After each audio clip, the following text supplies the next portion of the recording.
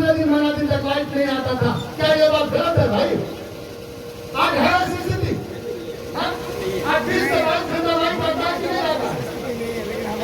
पता नहीं चलता कि लाइट जाता है कि नहीं जाता है। ठीक है, मेसनरी सामान है, कहीं ट्रांसफार्मर चल गया, कभी 33,000 का फोल्ड आ गया, कहीं वायर गिर गया। हम ये कह रहे हैं कि इसको बदलने में 2 से 3 साल का टेंडर हुआ है। फिर उतना टाइम में वो पूरा बदल जाएगा तो ये सारा वायरिंग बर्दाश्त करने की भी कैपेसिटी रखेगा तो आपको 24 घंटे की लाइट उपलब्ध हो सकता है और होगा। हम ये वादा करते हैं आपको।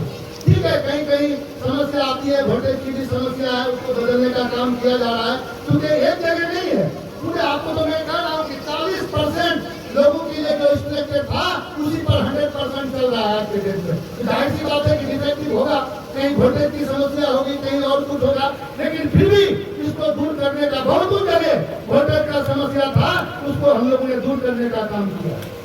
आप चाहे किसी भी क्षेत्र में ले लीजिए, रोड पर ले लीजिए, आज आप देख लीजिए, टेढ़ा घूम लीजिए, किधर जाएगा आपको नया रोड मिलेगा। हर जगह हम लोगों ने नया रोड बनवाने का काम किया। अभी जितना जर्जर स्थिति में था उन रोडों को बनवाने का काम किया। आपको याद होगा कि जब टेढ़ा सिटी विधानसभा में हुआ करता था, आपका घनी फुलसा से लेकर के कलियागंज वाली रोड क्या स्थिति था उसका? गड्ढे में तब्दील हो गया था रोड। 10 साल रहने के बाद औरंगा डिवीजन में रह गया वो रोड। आप उनको कभी नहीं पूछे कि आपने क्या किया? आपने 10 साल का मौका दिया, हमको तो 5 साल दिए भाई। 5 साल में अभी 2 साल हम लोग का करुणा में चले गया। क्या भाई? 2 साल हम लोग करुणा में से जूझते रहे। 3 साल काम करने का मौका मिला और उस रोड को हम लोगों ने किशनगंज में डिवीजन में कन्वर्ट कर करके आज।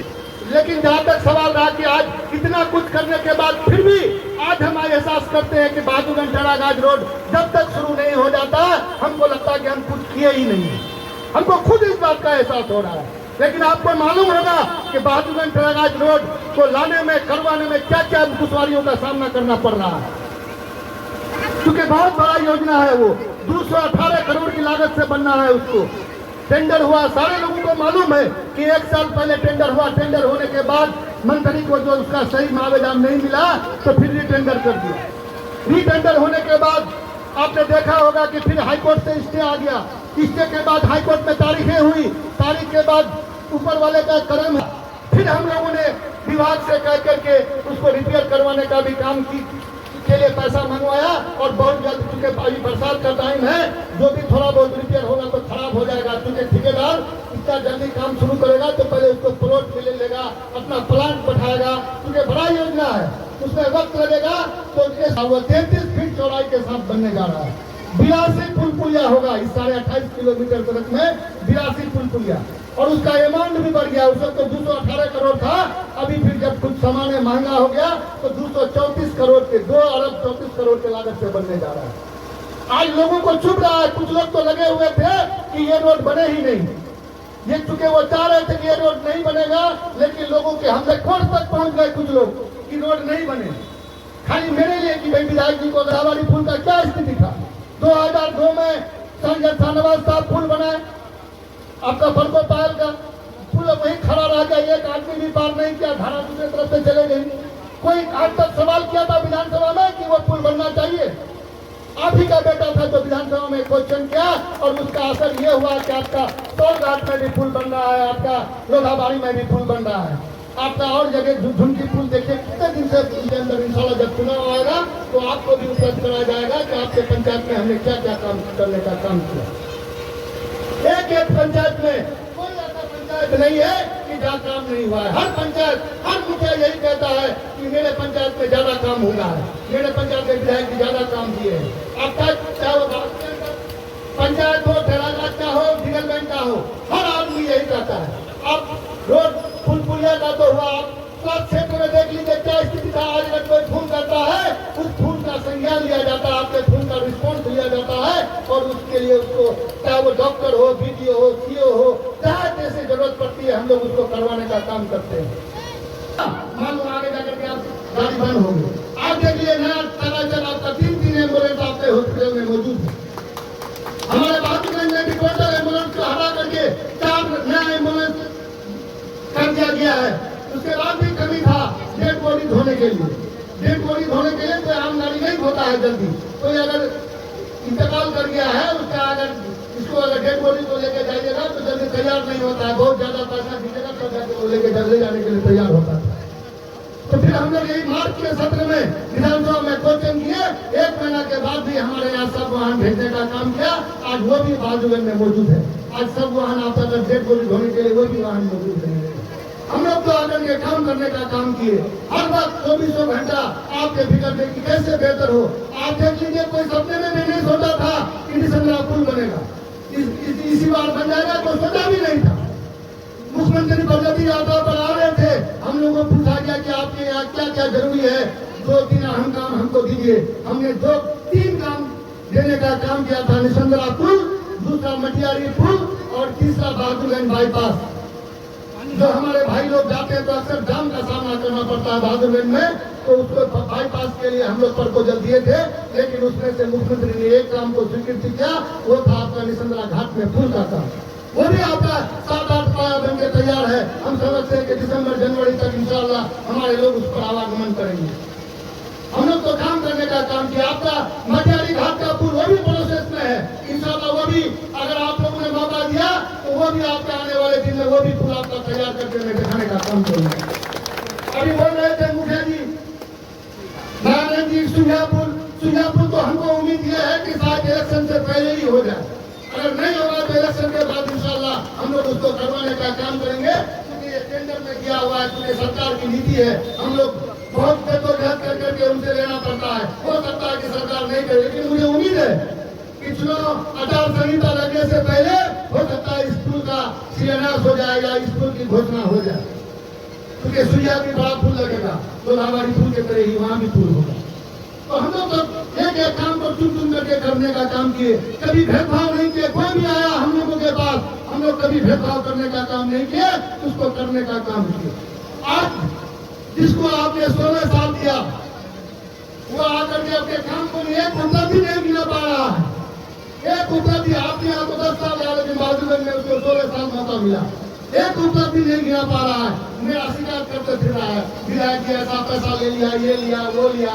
अरे भाई, तुम्हारे बारे में लोग अच्छी तरह से जानते कि तुमने, मैं किसी के बारे में बोलना पसंद नहीं करता, किसी के खिलाफ में नहीं बोलना चाहता हूँ। आज आप देख लीजिए शिक्षा के क्षेत्र में क्या स्थिति है। शिक्षा में आप आज हर पंचायत में आज इंटर तक की पढ़ाई होती है। पहले हमारे बेटी बेटियां आज जगह जगह पर हाई स्कूल हुआ करता था, तो मिडिल तक या प्राइमरी तक पढ़ने के बाद पढ़ाई को ड्रॉप कर देना पड़ता था। आज आप देख लीजिए, आज आप देखिएगा तो 12 तक हमारा बच्चा भाग खा करके घर से जाकर के वो अपना 12 तक की पढ़ाई कर सकती है। आपने हमने वादा किया था चुनाव के दौरान कि आपको डिग्री कॉलेज देने का काम करेंगे। हम लोगों ने हर सत्र में विधानसभा में क्वेश्चन किया, और क्वेश्चन करने से हर सत्र में जवाब यही मिलता था कि जब तक पूरे प्रदेश के सभी सब डिवीजन में डिग्री कॉलेज नहीं होगा तो आप तब आपका भेड़ाघाट के बारे में सोचा जाएगा। लेकिन हम लोग हार नहीं माने, बार बार मुख्यमंत्री से पत्राचार, बार बार लेटर हेड में लिख करके देते रहे उनको। आखिरकार उन्होंने इस बात को माना, आपका भेड़ाघाट में डिग्री कॉलेज स्वीकृत किए और जमीन के लिए भी मांग किया, और जमीन भी सीओ ने करके भेज दिया। 8 एकड़ 26 डिसमिल जमीन चिन्हित कर करके भेज दिया गया है, और बहुत जल्द भवन का अलॉटमेंट आएगा, और इंशाल्लाह भवन बनने के बाद वहाँ हमारे बच्चे आराम से पढ़ाई कर सकते हैं। हम लोग तो हर क्षेत्र में, आपका शिक्षा के क्षेत्र में लीजिए, कम्युनिकेशन के क्षेत्र में लीजिए, स्वास्थ्य के क्षेत्र में लीजिए, इलेक्ट्रिसिटी के क्षेत्र में लीजिए, हर क्षेत्र में काम करने का मौका है। हर क्षेत्र में काम किया हम लोगों ने, बेहतर से बेहतर करने की कोशिश की है हम लोगों ने। आने वाले दिन में चुनाव है, एक हो भी कहता हूँ कि 15 साल नहीं 5 साल कोई और रहा होगा आपका एमएलए, उस 20 साल पर अगर हमारा कार्यकाल अगर भारी नहीं रहेगा तो आपके बीच चुनाव वोट मांगने के लिए नहीं आएंगे। चुनाव है, चुनाव के टाइम में आप लोगों से मौका मिलेगा बात करने का। फिर भी मैं कुछ बातें आपके बीच रखना चाहता हूँ।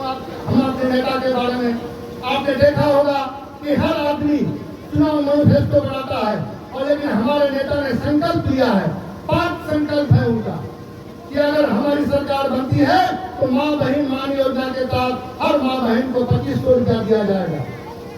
तो हमारे विरोधी कहते हैं कि ये सब चुनावी वाला घाटा देने के लिए है।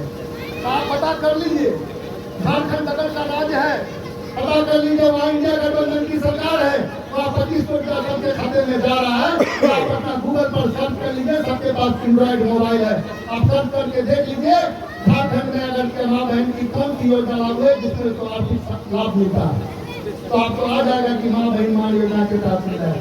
सिर्फ झारखंड नहीं, तेलंगाना में लागू है, कर्नाटक में लागू है, केरल में है, हिमाचल प्रदेश में लागू है, कश्मीर में है। इस तरह की जहाँ जहाँ इंडिया गठबंधन की सरकार है हर जगह लागू है। लेकिन पश्चिम बंगाल में इंडिया गठबंधन की सरकार नहीं है, वहाँ टीएमसी की सरकार है। वहाँ पर 1000 रुपया दे रहा था, अभी बढ़ा करके वहाँ 1500 रुपया दे रहा है। तो ये हमारा नेता का संकल्प है कि अगर सरकार बनी तो 25 करोड़ रुपया माँ बहन के खाते में हर महीना उसको मिलेगा और 200 यूनिट बिजली फ्री दिया जाएगा। और जो वृद्धा पेंशन जो 400 रुपया मिल रहा था वो बढ़ा करके 1500 रुपया कर दिया जाएगा। और गैस सिलेंडर जो 1100 रुपया में मिलता है वो 500 रुपया में उपलब्ध कराया जाएगा और लाखों की तादाद में युवाओं को रोजगार दिया जाएगा। लेकिन नीतीश कुमार जी पहले कह रहे थे कि फ्री में कुछ नहीं मिलेगा, बिहार में फ्री में कुछ नहीं हो सकता है, ये संभव नहीं है। जब देखे कि हमारे नेता की ये सब चीजें मशहूर हो रही है तो उन्होंने क्या किया, आनंद फानंद में 125 यूनिट बिजली फ्री देने का काम किया है। ये देखा देखी चलिए लोगों को तो फायदा तो हो रहा